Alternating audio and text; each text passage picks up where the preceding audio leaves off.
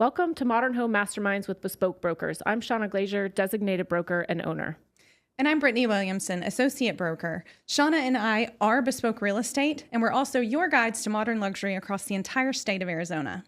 Each week, we chat with masterminds shaping the modern spaces. Do you want to get a behind-the-scenes look at your design build team's processes? Well, open communication and teamwork will lead you to a successful project. From architects to builders, designers, and more, let's explore the art of modern living together. All right. Welcome back, listeners. Are you a car lover but lack the garage spaces to store your cars? Well, today's guest, Eli Kogan, has a solution for you. Yes. Our guest, Eli Kogan, is the creator and owner of OTTO Car Club. We'll let him kind of dive into the details, but just kind of in a nutshell, OTTO provides car storage solutions as well as car-focused social membership and automobile services such as maintenance and restoration. Yeah. Welcome, Eli. Thank you. Yeah. I guess I'm here because I'm a real estate addict and a car addict. So which we love. Yes. And you're creating modern spaces for cars, right? Mm-hmm. We are. Yeah. All right. So I want to dive into, what does OTTO mean? OTTO. OTTO. You know, I get asked that a lot. Mm-hmm. The best answer I had from someone else the other day was, forward and backwards is the same thing. Inside out, it's toot. And I thought that should be my answer from now on.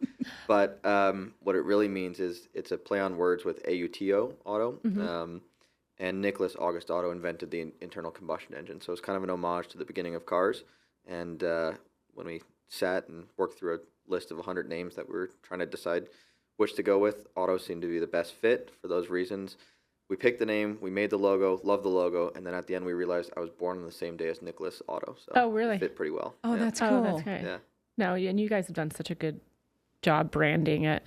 Thank you. Yeah, and it's super clean too, which... same as Otto, very minimalist, you know.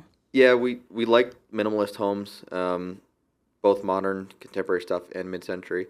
Mm-hmm. And when we set out to build the club, we wanted a space that kind of echoed that ethos. And it was a big debate because a lot of clients and a lot of advisors said that car spaces were traditionally fake, you know, gas pumps and neon signs and a lot of clutter. Mm-hmm. It just wasn't us. So we tried to echo our home life and tastes in the business. And I've toured both, and well accomplished. Yeah, for sure. So we know that Otto has you can store your cars there, right? And you have multiple options for that, but it's definitely more than that. So can you kind of walk our listeners through kind of what you have to offer? Yeah, it was a big snowball effect. So we started off with the concept of storage and concierge management and a social calendar to match. So the basic premise was you could be a member, both social or executive, which means you could just be a member to take part in the events, use the amenities, the facilities, stuff like that. We do 2 to 4 events a month. They range from small car gatherings to speaker events, wine tastings, whiskey tastings, watch nights, private speaker series with people who are in cars, outside of cars, down to yoga classes and sushi making. So a little bit of everything. So a great social calendar, and then you could also opt into the executive side, which meant you store cars with us. And on that side of things, our goal was to create a concierge, membership program where transport, storage, detailing, maintenance, anything you needed, we could take care of for you. And at the beginning, we were just the quarterback, so we were subbing it out to a lot of different businesses. Some of it we did in house, mainly just the detailing. But it got to a critical mass where we kept finding ourselves stuck in the middle between clients, vendors, and most of the time having to deliver bad vendor news to the clients. Mm-hmm. And I said, there's got to be a better solution. So a few years ago, we developed OTTO Works, which is our secondary business where we actually do 100% of the maintenance for the clients if they want us to do it in-house. So we have service, racing, restoration, all within house now with our own technicians, and we can service anything that's in the club. So really what happened was people kept asking, can you do this for me? Can you achieve? Mm-hmm. Can you find? Can you source? And we always said yes. And as we just brought it all we in-house. just said, screw it, bring it in-house. Mm-hmm. Quality control, timeline control, just control in general. We brought everything in-house. So now we have a 2-part business. One is the club where the concierge operates out of. The social membership happens there. That's the main facility. That's 50,000 square feet. And then we have 20,000 square feet where we do all of our service, racing, and restoration. They're 2 separate businesses, but they interface, seamlessly together. And I got a tour OTTO Works. You should go. Have you been in OTTO yet? I Either haven't of them? yet. I gotta get her in to tour both of them. So back to OTTO, the membership. I wonder the different levels of membership. So can someone rent a garage or floor space, or what are the different levels? Yeah, in there? so the perks in terms of basic membership are the exact same. The designation is just if you store cars with us or not. If you store cars with us, there's 3 different types of storage. There's floor, stacker, and private garages. Floor spaces are instant access during business hours. Stackers, we like a little bit of notice, but we can get them down pretty quick and sorted. And then private garages are 2-car private garages that are 24-hour access. So just depends on what level of access you want or think you want. Some people have garages and have never come after hours, and some people have garages and are there at 3 a.m. like clockwork every day. So it just depends on what the client's needs are. Yeah. Do you have staff or security there? We have both. Yeah. A lot of staff, a lot of security. We take a lot of, really careful care of the cars, and we move all the cars in and out of our facility. So the liability is, restricted to ours. And how many on your membership? How many people don't store cars with you? Like, what's the? Probably 40%. Okay, so a good amount. People just join to be social. Place to hang out. Yeah. Are people able to use OTTO Works if they're not a member? Yes, but we do prioritize our members. So Okay. I'd say, generally speaking, it's 80-20 to members and non-members in terms of what cars are in service there. Okay. I know I asked him, I was like, do you guys do brakes? Because my Range Rover just started squeaking. We love brakes. He said he loves brakes. Every shop is a brake shop. And that's the kind of joke in the industry is brakes are the best job to sell because they're straightforward. There's good margin, and when you're doing brakes, you always find something else. So we're not the kind of Go ahead, take it in. Okay, but can I pick one of the other cars on the floor as my loaner car? Absolutely. Just bring a check. Bring a check. We're not the kind of shop where we try to upsell. Yeah. So our focus is, if you bring the car to us, you should walk in knowing that it's going to be approached with a zero compromise approach to the car. So I joke and say, we like brakes because you get to sell other stuff too. Brakes are great margin, but brakes are probably 1% of what we do. Yeah. I'd say 80% of what we do is restoration, and the rest is split between racing and small projects. Yeah. Well, and just walking in the building and seeing how tidy and clean and organized everything is, you can tell that you're getting the best service out there. Yeah. Also, location. I'm wondering about, you're in the Scottsdale Airpark. Do a lot of your clients fly in and you pick them up with their car, or how does that work? That was super important to us. I moved here from LA, and in LA there's the 20-minute rule, which is if it's not within 20 minutes, you're not going. I believe that rule's pretty firm no matter where you live. And as Scottsdale becomes more and more like LA, I thought that would be even more important here. I didn't realize how central the airpark was. So to be honest, we got really lucky. But the key was we were 20 minutes to North Scottsdale and 20 minutes to Tempe. Our clients could get to us quickly no matter where they were. And, the shop side of it, most people would think that's less important. So a lot of big automotive shops are out of the center of town. But for us, we wanted to still be in the airpark. So you could go from one space to the other really quickly, and our clients could visit because they like to see their cars. Yeah, and they're just a few blocks away from each other. Yeah. What can you tell us about racing? Does OTTO have any involvement in racing? We do. So the racing started as a client asking, "Can you?" and us saying yes, and building the plane on the way down.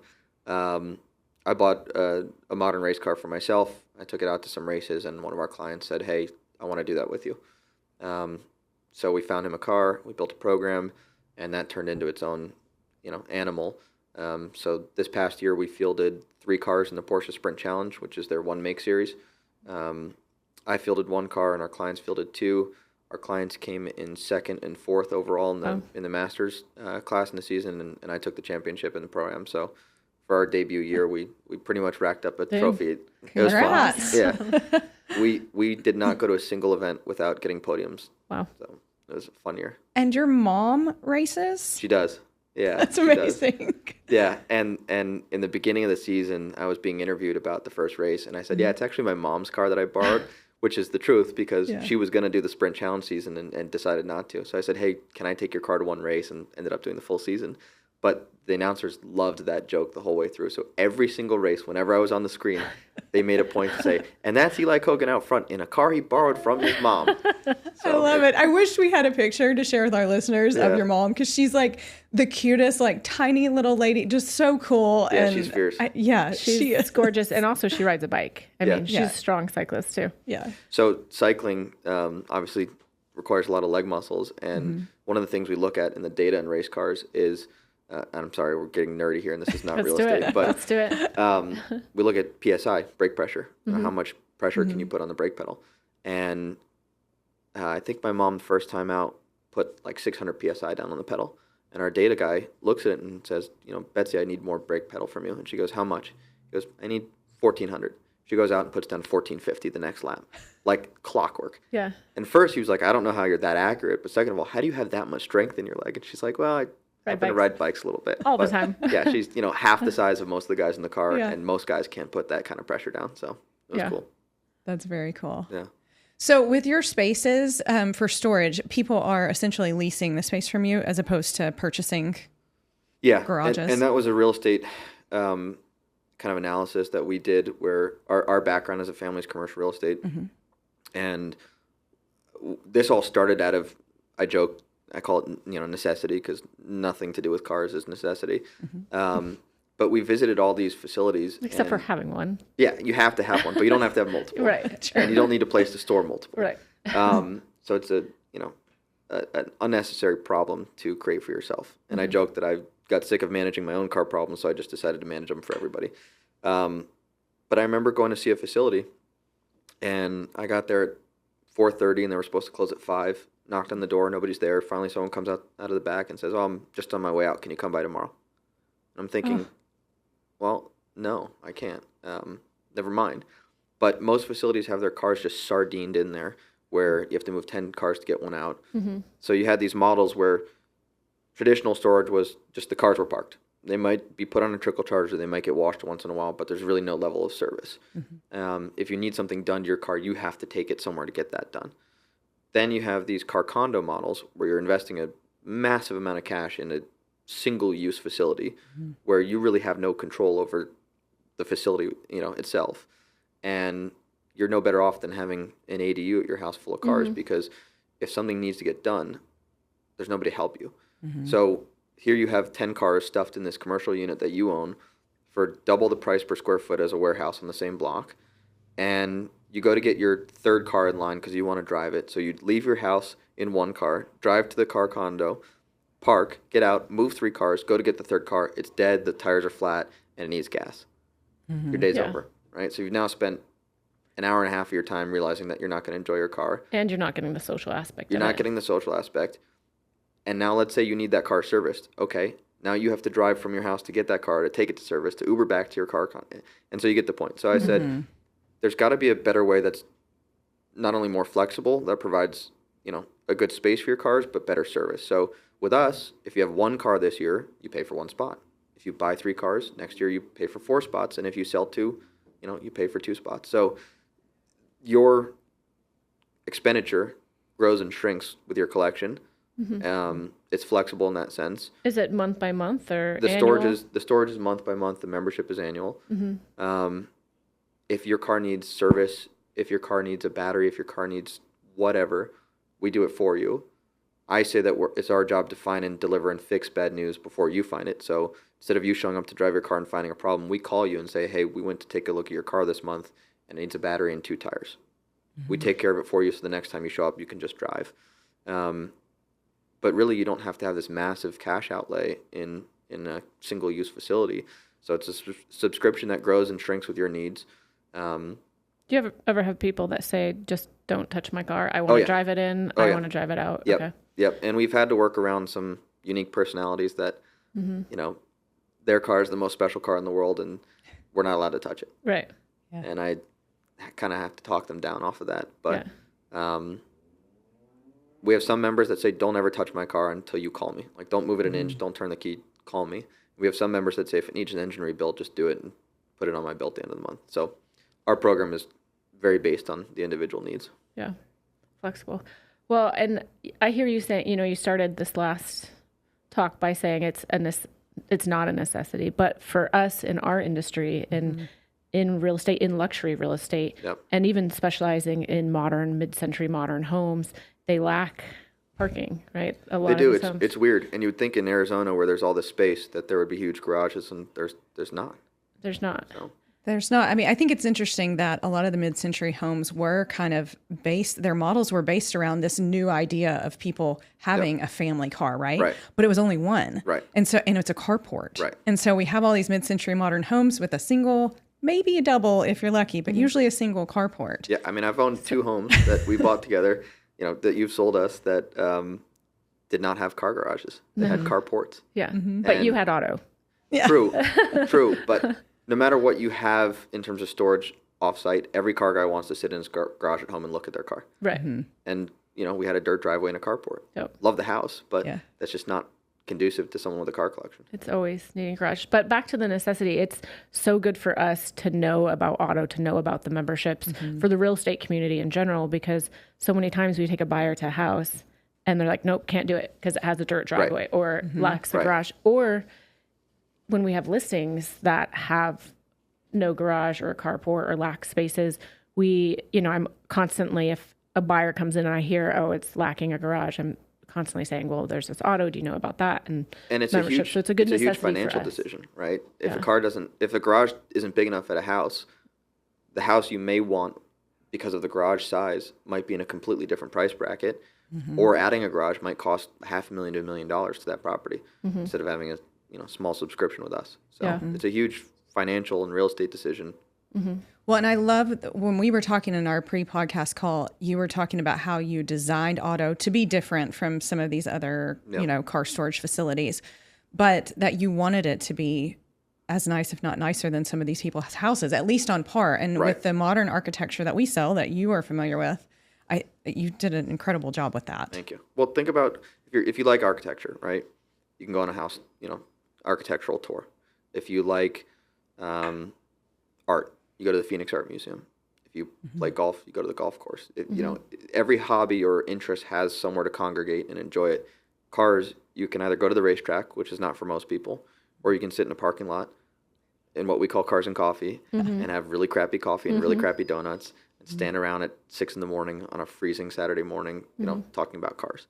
That's not really a great place to congregate. So I said, okay, all these storage facilities exist. The ones that say they have a social space, it's a coffee machine and an IKEA couch. It is. We viewed it's dingy little rooms. Nobody wants to hang out there.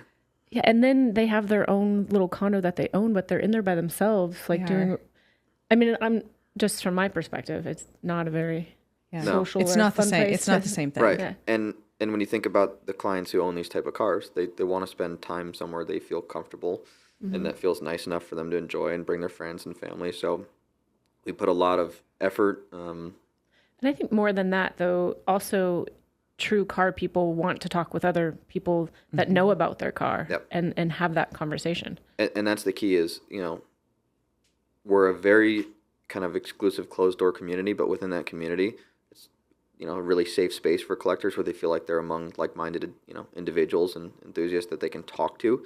So some of our members are just starting their careers. Some of them are retired and just titans of industry. Some of them have no cars. Some of them have the best cars in the world, and they all get along. And our members who have come in saying, I don't want any part in the social aspect here, I just want to store my cars, end up being the most involved in our social aspect. Yeah. That's funny. So, What about bagels and bullshit? Am I allowed to say that? Yep. I happened to stop by on my bike because they were having an event. Anyway, I'll let you explain what it was. I thought I'd stop by and say hi to Eli, and it was a shit show. There were so many people. I was like, I'm not finding him. It's kind of our satirical take on cars and coffee. So to your point, sorry, I keep hitting the microphone. When we designed the facility, we wanted it super clean, minimalist, no neon signs, no flags on the walls, just a great space for people to enjoy the social side and the cars. And then somewhere along the line, my team said to me, we should really do an open house. We should do a cars and coffee. We should show the community what we do here. And we're having this meeting, and I'm kind of getting flustered, saying that's not what we do. That's not what we set out to do. I get that we want to show people what we do, but I don't like cars and coffee. And I said, they're all just bagels and bullshit. And someone goes, great, that's what we'll call it. That's our event right there. So we started an event called Bagels and Bullshit. Yeah. And it started off as basically an open house. We did it once or twice a year to kind of show people what we do. And this last one grew to 4,500 people. No wonder you couldn't find them. Yeah. No, there's live music. I mean, it was. Yeah, we City of Scottsdale let us shut down the street. We had live music. We had a lot of great sponsors. And cars. Like Yep. the cars that were there were so incredible. Yeah, no, it's wild. So that's our public event that we do once, maybe twice a year. Okay. I was wondering how often. Yeah. I mean, to our listeners, if you like cars, I mean, you need to just look at OTTO. Just go online, follow you guys on Instagram and look at the building and the storage if nothing else. Yeah. Do you have a presence at Barrett-Jackson? We don't. I joke that during auction week, we're typically preparing cars and then preparing for the problem cars that come back. That they get at Barrett-Jackson? Yeah. They, not just Barrett-Jackson, but all the auction houses, auctions are, I have to tread lightly here with what I say because I'm very much in this part of the industry, but the traditional auction model is kind of flawed. And so you see a huge rise these days in platforms like Bring a Trailer, where it's an online auction. And if you told me 10 years ago that online auctions would be the best place to buy a car, I'd tell you you're insane. I'd say there's no visibility or transparency, but now that's the most transparent place to buy a car because of the community that chimes in on the auction. So they have this really unique platform where you put hundreds of photos and videos on there, but there's an open comment section. So throughout the auction, you can get people chiming in who, there's a lot of the peanut gallery that's just not have an account on that website. But sometimes you'll get an incredible piece of knowledge that will make the sale or stop the sale if something's totally wrong. And sometimes you'll get people out of the blue going, that was my father's car, new. I remember that when I was 5 years old, and hear the stories that are missing in the history file from that car. So it's a really cool platform. But typically speaking, cars go to auction when they can't sell privately. So my rule of thumb is if you didn't know the car existed before it went to auction, like that specific one, that VIN number, probably don't buy it at auction. So I think I have 10 cars in my shop right now that came from the auction straight to my shop. Interesting. All right. Well, we're at that point in our show. We do a little rapid fire. Okay. So answer them as quick as you want. Okay. Who's your favorite realtor? I'm not being paid. Okay. It's not paid programming. And I just add it. Okay. What is your real questions? What is your favorite car to drive? Oh, wait. I'm sorry. Can we go back? Because you didn't say it out loud. That's and a hard it's going to be listeners. Just so our listeners know, he pointed at me when that's true. He did. Shawna Glazier is his favorite realtor. That is true. I think Thank you. We're working on our 5th transaction in 5 years. Is that accurate? No. More? We've already done at least 6. In 5 years? No, 7. OTTO. Oh, yeah. Oops. We've done a few. This year, I don't know. Yeah. No. In the past 5 years or so, yeah. Yeah, I mean, And we just keep buying within a mile radius. I love it. Yeah.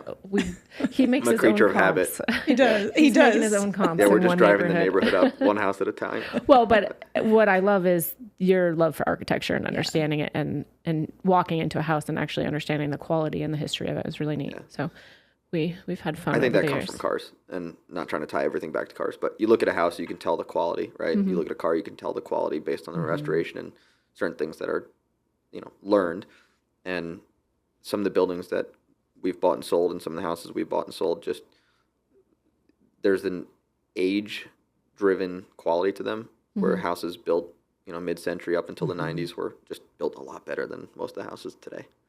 So That is true. Although we do have some good architects and builders Yes. coming on that are doing very high quality work, which is awesome.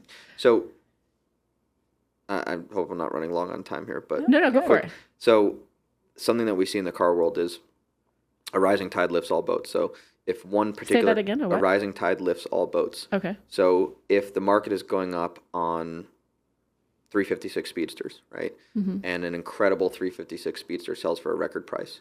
Everybody with a really crappy 356 Speedster is going to dress that one up as quickly as they can to try and sell it on the coattails of that comp. And I think that's echoed in the real estate market, where good houses are still as strong as ever right now.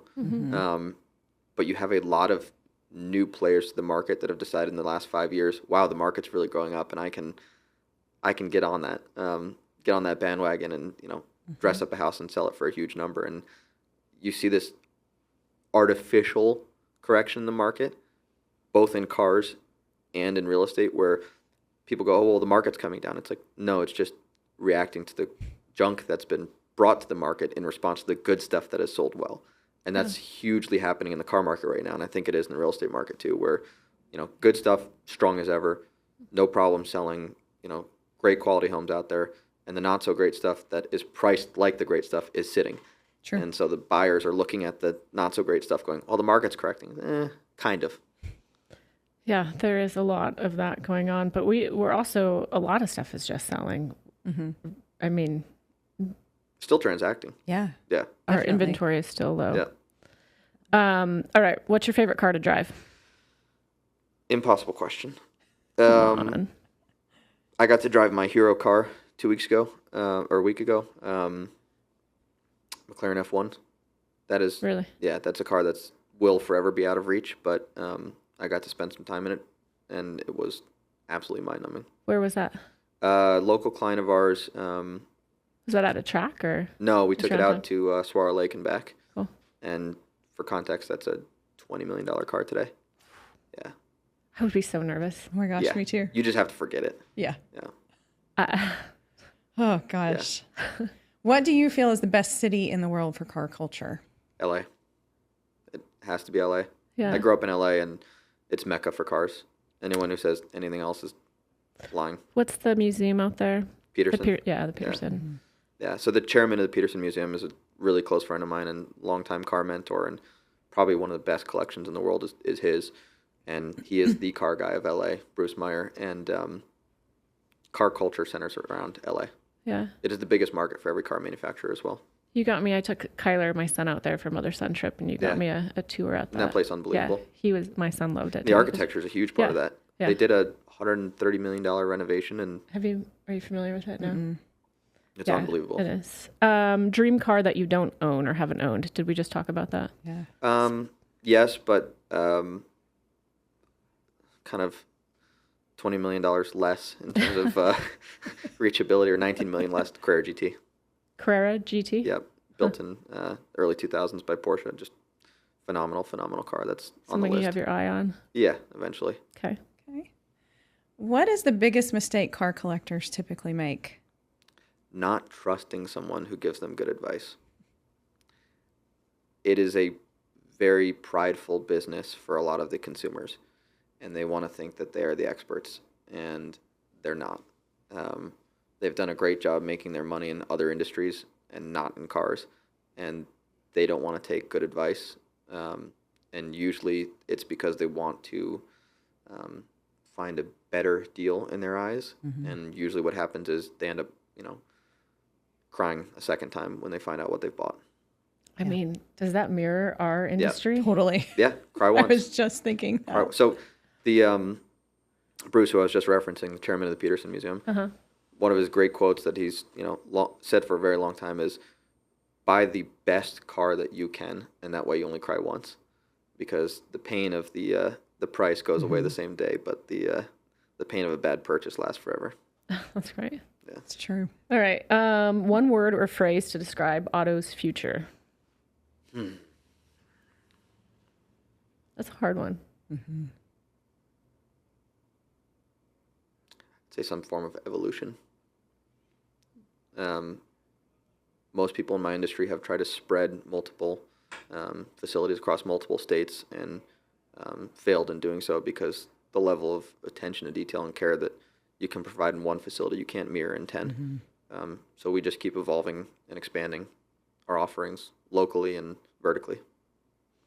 Gosh, I feel like, that's kind of how I look at bespoke also, is not You have to stay just focused. keeping your craft where you know it's good at. Cool. Well, thank you. Thank you, guys. Yeah. So thank you so much for coming on our show and sharing all of your insights with our guests. We're going to link all your contact information in the show notes below, but can you let people know where to find you? Yep. Our main website is OTTO Group, OTTO GRUPPE, and then OTTO Car Club and OTTO Works are offshoots of that, so you can reach them all from ottogroup.com. All right. Well, thanks. That's it for today's Modern Home Mastermind. If you've enjoyed the show, please like, rate, and subscribe. Thanks so much to our guests for coming on the show with us. And thanks to you, our listeners, for learning about everything modern with us. And if you're ready to take the next step in your real estate journey, please reach out to us at Bespoke Real Estate. And until next time, keep living, loving everything modern.